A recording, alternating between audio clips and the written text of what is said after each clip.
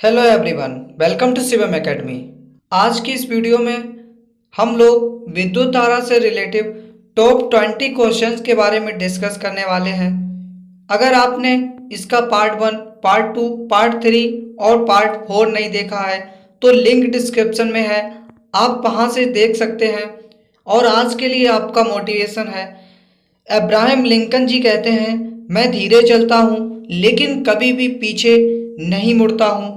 यानी कि आप अभी स्टूडेंट हो, आपको अपनी लाइफ में कुछ ना कुछ नया करते रहना चाहिए और कभी भी पीछे मुड़कर नहीं देखना चाहिए। यानी कि इनका जो कहना है, अगर आपका पीछे का पेपर खराब हो गया है तो उसको मत कोसो, अपनी सफलता को देखो। अभी आपके पास समय है तो आप अपनी तैयारी करते रहिए और एक न एक दिन आई प्रॉमिस आप उस मुकाम तक पहुंच जाओगे जिस मंजिल पर आप जाना चाहते हो। तो चलिए बिना टाइम वेस्ट किए हुए वीडियो के स्टार्ट करते हैं। क्वेश्चन नंबर 81, यदि 5 समान प्रतिरोधों को समांतर क्रम में जोड़ने पर उनका तुल्य प्रतिरोध 10 ओम हो तो प्रत्येक प्रतिरोध होगा। ऑप्शन ए दिया है आपका 50 ओम, ऑप्शन बी 25 ओम, ऑप्शन सी 100 ओम, ऑप्शन डी इनमें से कोई नहीं। तो आपका जो करेक्ट आंसर हो जाएगा मेरे डियर स्टूडेंट्स, वो आपका हो जाएगा option A 50 ohm. Next question, समांतर क्रम में संयोजित प्रतिरोधों की संख्या घटने के उपरांत संयोजित प्रतिरोधों का कुल प्रतिरोध, यानी कि जो समांतर क्रम में संयोजित प्रतिरोधों की संख्या घटने के उपरांत जो संयोजित प्रतिरोधों का कुल प्रतिरोध होगा, वो आपसे पूछा गया है, बढ़ेगा या घटता है या फिर अपवर्तित रहता है या इनमें से कोई नहीं। तो आपका जो करेक्ट आंसर हो जाएगा मेरे डियर स्टूडेंट्स, वो आपका हो जाएगा ऑप्शन ए, बढ़ता है। नेक्स्ट क्वेश्चन, 20 डिग्री सेंटीग्रेड पर सिल्वर का विद्युत प्रतिरोध होगा। इंपॉर्टेंट क्वेश्चन है। आपका ऑप्शन दिया है 6.84 इंटू 10⁻⁻8 ओम मीटर, ऑप्शन बी दिया है 1012 ओम, ऑप्शन सी दिया है 49 इंटू 10⁻⁻6 ओम मीटर, ऑप्शन डी दिया है आपका 1.60 इंटू 10⁻⁻8 ओम मीटर। तो इसमें से जो आपका करेक्ट आंसर हो जाएगा मेरे डियर स्टूडेंट्स, वो आपका हो जाएगा ऑप्शन डी 1.60 इंटू 10⁻⁻8। जब भी आपसे पूछा जाए 20 डिग्री सेंटीग्रेड पर सिल्वर का जो विद्युत प्रतिरोधकता होगी वो आपकी होगी 1.60 इंटू 10⁻⁻8 ओम। क्वेश्चन नंबर 84, परिपथ में कितने अनुमतांक का फ्यूज का उपयोग किया जाता है जबकि 220 वोल्ट पर 1 किलोवाट का विद्युत उपभुक्त होती है। तो आपका ऑप्शन ए दिया है 1A, ऑप्शन बी दिया है 3A, ऑप्शन सी दिया है 4A, ऑप्शन डी दिया है 5A। तो आपका जो करेक्ट आंसर हो जाएगा वो आपका हो जाएगा option D 5A। Next question, परिपथ में किन्हीं दो बिंदुओं के बीच का विभवांतर मापा जाता है। यानी कि इसमें आपसे पूछा गया है, यदि परिपथ कोई ए है और कोई परिपथ बी है तो इनके बीच का जो विभवांतर होगा वो आपका मापा जाता है। अमीटर से मापा जाता है, वोल्ट मीटर से, डायनेमो से या फिर इनमें से कोई नहीं। बताइए इसका क्या राइट आंसर हो सकता है। तो आपका जो करेक्ट आंसर हो जाएगा मेरे डियर स्टूडेंट्स, वो आपका हो जाएगा वोल्ट मीटर से। यानी कि परिपथ में किन्हीं दो बिंदुओं के बीच का जो विभवांतर होता है वो वोल्ट मीटर से मापा जाता है। इंपॉर्टेंट क्वेश्चन है। नेक्स्ट क्वेश्चन, निम्न में से किसका अर्थ जल होता है? आपको बताना है किसका अर्थ जल होता है। Option A petro, option B turbo, option C nitro, option D hydro. तो आपका जो करेक्ट आंसर हो जाएगा मेरे डियर स्टूडेंट्स, वो आपका हो जाएगा हाइड्रो। यानी कि अगर आपको कहीं भी लिखा दिख जाए हाइड्रो, तो आप समझ जाना इसका अर्थ जो होता है वो जल होता है, याद रखना। नेक्स्ट क्वेश्चन, ताप बढ़ने पर चालक का प्रतिरोध, यानी कि आपसे पूछा गया है बढ़ता है, घटता है, बढ़ता घटता नहीं है। ऑप्शन डी दिया है, इनमें से कोई नहीं। बताइए क्या हो सकता है इसका राइट आंसर। तो आपका जो करेक्ट आंसर हो जाएगा मेरे डियर स्टूडेंट्स, वो आपका हो जाएगा ऑप्शन ए बढ़ता है। यानी कि जब आपका जो ताप बढ़ने का चालक का प्रतिरोध होगा तो वो बढ़ता है।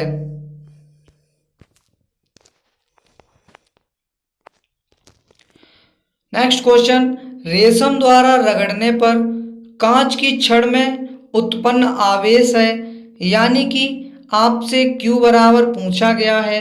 ऑप्शन ए दिया है आपका ऋण आवेश, ऑप्शन बी दिया है धन आवेश, ऑप्शन सी दिया है ए और बी दोनों, ऑप्शन डी इनमें से कोई नहीं। बताइए क्या हो सकता है इसका राइट आंसर। आपका जो करेक्ट आंसर हो जाएगा वो आपका हो जाएगा ऑप्शन बी धन आवेश। यानी कि रेशम द्वारा रगड़ने पर कांच की छड़ में धन आवेश उत्पन्न होता है। नेक्स्ट क्वेश्चन, ऊन द्वारा इबोनाइट की छड़ को रगड़ने पर एबोनाइट की छड़ पर उत्पन्न होता है। आपको बताना है ऋण आवेश उत्पन्न होता है या धनावेश उत्पन्न होता है, कोई आवेश उत्पन्न नहीं होता है, या फिर इनमें से कोई नहीं। बताइए क्या हो सकता है इसका करेक्ट आंसर 89 का। तो इसका जो करेक्ट आंसर हो जाएगा वो आपका हो जाएगा ऑप्शन ए ऋण आवेश। यानी कि ऊन द्वारा एबोनाइट की छड़ को रगड़ने पर एबोनाइट की छड़ पर ऋण आवेश उत्पन्न होता है। इंपॉर्टेंट क्वेश्चन है आपके एग्जाम के लिए, आप नोट डाउन कर सकते हैं इस क्वेश्चन को। मैंने आपको पहले की भी वीडियो में बताया है, अगर आप मेरी कोई भी क्लास लेते हैं तो आप पेन कॉपी लेकर जरूर बैठा करें, जो भी इम्पोर्टेंट क्वेश्चन होता है उसको आप नोट डाउन कर लिया करें। तो चलिए नेक्स्ट क्वेश्चन, दो आवेशित वस्तुओं पर लगने वाले बल का कौन सा नियम लागू होता है। यानी कि दो वस्तु हैं, एक वस्तु ए है और एक वस्तु बी है, इन वस्तुओं के बीच लगने वाले बल पर कौन सा नियम लागू होता है। फैराडे का नियम, एम्पियर का नियम, कूलाम नियम, ओम नियम। बताइए क्या हो सकता है 90 का आपका राइट आंसर। तो इसका जो राइट आंसर हो जाएगा ऑप्शन सी हो जाएगा कूलाम का नियम। आपने इंटर में तो पढ़ा ही होगा, दो आवेशित वस्तुओं पर लगने वाले बल पर कूलाम का नियम लागू होता है। याद रखना इंपॉर्टेंट क्वेश्चन है, बहुत बार एग्जाम में पूछा गया है, तो इसको नोट डाउन कर सकते हैं आप। क्वेश्चन नंबर 91, कूलाम के नियम से के को क्या कहा जाता है। बहुत ही सिंपल क्वेश्चन और बहुत ही इंपॉर्टेंट क्वेश्चन है। ऑप्शन ए दिया है आपका एक स्थिरांक, ऑप्शन बी समानुपातिकता स्थिरांक, ऑप्शन सी दिया है ए बी दोनों, ऑप्शन डी कोई नहीं। बताइए क्या हो सकता है 91 का राइट आंसर। तो इसका जो राइट आंसर हो जाएगा वो आपका हो जाएगा ऑप्शन बी समानुपातिकता स्थिरांक। क्वेश्चन नंबर 92, दो सदृश आवेशों के बीच किस प्रकार का बल लगता है। ऑप्शन ए दिया है आपका आकर्षण बल, ऑप्शन बी कोई बल नहीं, ऑप्शन सी प्रतिकर्षण बल, ऑप्शन डी इनमें से कोई नहीं। तो आपका जो करेक्ट आंसर हो जाएगा मेरे डियर स्टूडेंट्स, वो आपका हो जाएगा 92 का ऑप्शन सी प्रतिकर्षण बल। यानी कि जो दो सदृश आवेशों के बीच यानी कि ए और बी के बीच जो बल लगता है वो प्रतिकर्षण बल लगता है। इंपॉर्टेंट क्वेश्चन है, याद रखना।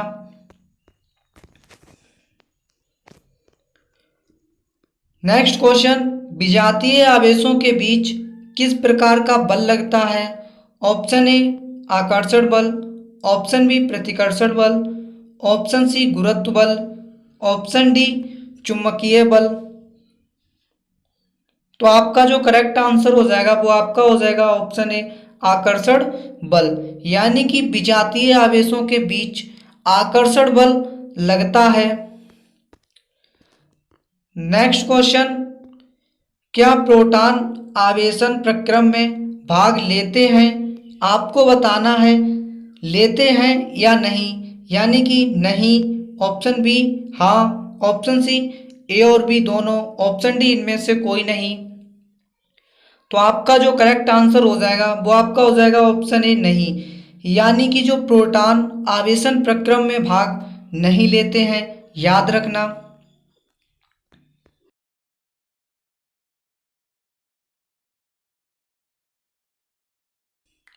क्वेश्चन नंबर 95, रासायनिक ऊर्जा का कुछ भाग खर्च होता है। आपको बताना है यांत्रिक ऊर्जा में, नाभिकीय ऊर्जा में, गतिज ऊर्जा में, सौर ऊर्जा में। आपका जो करेक्ट आंसर हो जाएगा वो आपका हो जाएगा 95 का ऑप्शन ए यांत्रिक ऊर्जा में, यानी कि रासायनिक ऊर्जा का जो कुछ भाग होता है वो यांत्रिक ऊर्जा में खर्च होता है। नेक्स्ट क्वेश्चन, विभवांतर किसमें गति प्रदान करने का काम करता है? यानी कि जो विभवांतर होता है वो किसमें गति प्रदान करने का काम करता है? प्रोटॉन, इलेक्ट्रॉन, न्यूट्रॉन, धारा। तो आपका जो करेक्ट आंसर हो जाएगा मेरे लाडलो वो आपका हो जाएगा 96 का ऑप्शन बी इलेक्ट्रॉन में। नेक्स्ट क्वेश्चन, सेल के भीतर होने वाली रासायनिक अपक्रिया सेल के दो टर्मिनलों के बीच उत्पन्न करता है? विभवांतर, आवेश, धारा, प्रोटॉन। तो आपका जो करेक्ट आंसर हो जाएगा वो आपका हो जाएगा ऑप्शन ए विभवांतर। नेक्स्ट क्वेश्चन, किसी चालक में प्रवाहित धारा के लिए ओम का नियम लागू होता है? ऑप्शन ए दिया है आपका जब चालक का ताप अचर रहता है, ध्यान से सुनना है इस क्वेश्चन को। ऑप्शन बी दिया है जब चालक का ताप चर रहता है, ऑप्शन सी जब चालक के सिरों के बीच विभवांतर अचर रहता है, ऑप्शन डी जब चालक के सिरों के बीच विभवांतर चर रहता है। इंपॉर्टेंट क्वेश्चन है, तो बताइए इसका क्या करेक्ट आंसर हो सकता है? तो आपका जो करेक्ट आंसर हो जाएगा वो आपका हो जाएगा ऑप्शन ए जब चालक का तार अचर रहता है।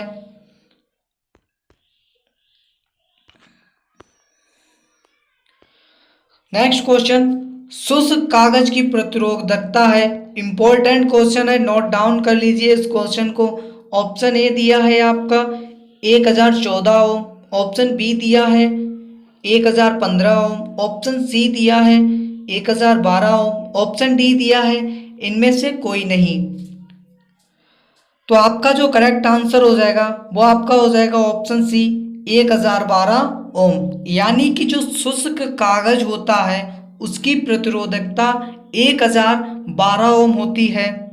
नेक्स्ट क्वेश्चन, संचायक बैटरियों को पुनः आवेशित करना संभव है या नहीं? बहुत ही सिंपल क्वेश्चन है, बताइए क्या हो सकता है इसका करेक्ट आंसर। तो इसका जो करेक्ट आंसर होगा वो आपका हो जाएगा हाँ, यानी कि संचायक बैटरियों को पुनः आवेशित करना संभव है।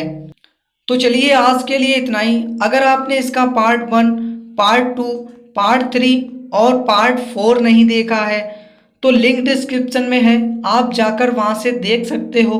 बहुत ही इंपॉर्टेंट और सेलेक्टेड क्वेश्चन लिए हैं। अगर आपने अभी तक इस वीडियो को लाइक नहीं किया है तो वीडियो को लाइक करें, चैनल को सब्सक्राइब करें। मैं मिलता हूं आपसे नेक्स्ट किसी दमदार टॉपिक के साथ। तब तक के लिए बाय बाय, टेक केयर।